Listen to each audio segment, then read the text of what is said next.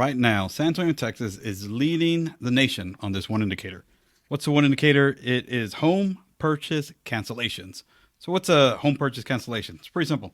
It is when the moment you go under contract and the moment you close, usually it takes about 35, maybe 45 days, just depending. But there's a lot of stuff going on, right? The home buyers getting their inspections done on the property they want to buy. The lender is kind of finalizing all the documentation and underwriting everything. A lot of moving parts.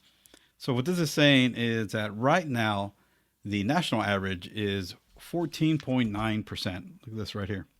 So 14.9% is the amount of folks who are canceling the contract once they go into contract. And it's the highest June rate on record ever. Now in San Antonio, it's actually a little bit higher. San Antonio, let's see if they have it here. Boom, right here. San Antonio is actually at 19.9, almost 20%. So in June, 20% of the homes that went under contract are canceling. And the article is saying it's a few reasons why, but I think a lot of it is the home buyers are starting to get a little bit of cold feet once they see everything that's involved.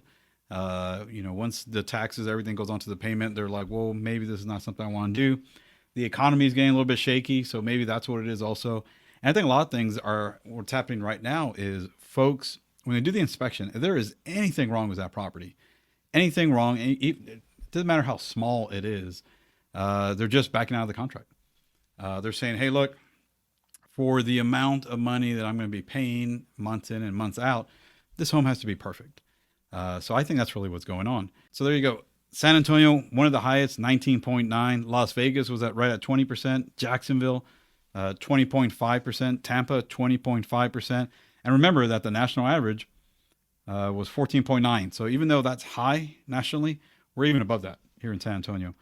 And the other thing too, all real estate is local. Here they're talking about the prices hitting all-time highs back in June.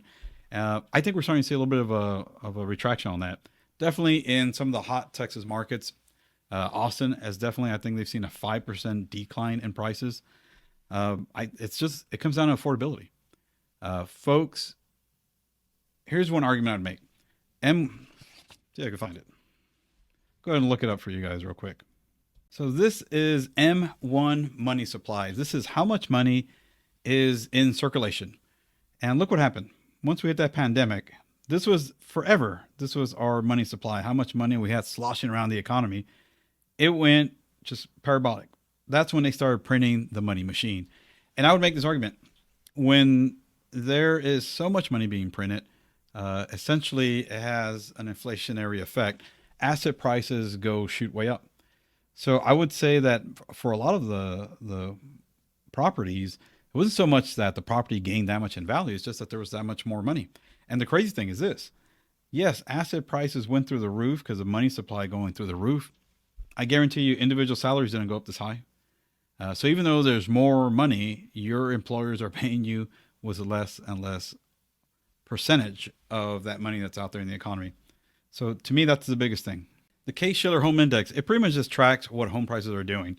So these gray bars here are recessions. As you can see, we had the run up to the '08 crash, and then prices crashed. We went into a recession and it started coming back down. Then slowly, they started coming back up.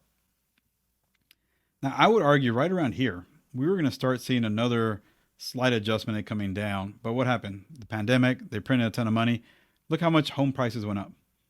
Doesn't that look very similar to that M1 money supply that we just saw?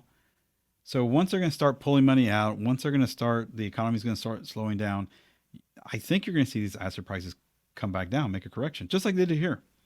You saw them make a correction here, and they started coming back down. I think we're going to see the same thing here. We're going to start seeing these make a little bit of, now the question is, where's the support, right? Is it going to come all the way down to here? Come all the way down to here? To here? Who knows?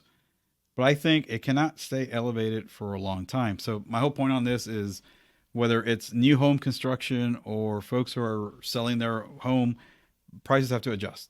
So there are going to be deals and there's going to be opportunities to be had. You just got to make sure you're positioning yourself correctly. And here's another point right here. Sellers are slashing prices at highest June rate on record. So all this is 20% of the homes that are on the market right now, 20% of them are reducing their price, right? Because what's going on? They're going on the market, they're getting a little bit of traffic, but they're not getting any offers. So obviously, basic economics, supply equals demand, or demand meets supply. If there isn't that strong of a demand for that product, so don't get me wrong, there is demand for housing. I think people want housing, but it has to meet at where they can afford it. So our inventory is starting to grow. Folks who have their property on the market, they're having to cut prices, and I think that 20% is going to keep going up. And what's that leading to? I think it leads to this next headline right here.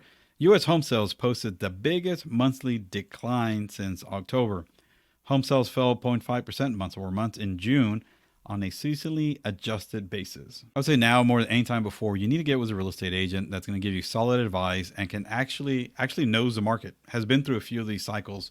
I think for folks, there's going to be massive opportunity coming up in the next, few months to the next 3 years.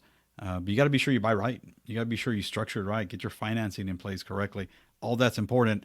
Now more than ever, make sure you interview your real estate agent. Make sure that they can give you the best advice and they're actually going to represent you. There you go. Thanks for stopping by. My name is Mike Gonzalez. I'm a real estate agent here in the San Antonio area. I invite you to reach out to me. Call me, text me.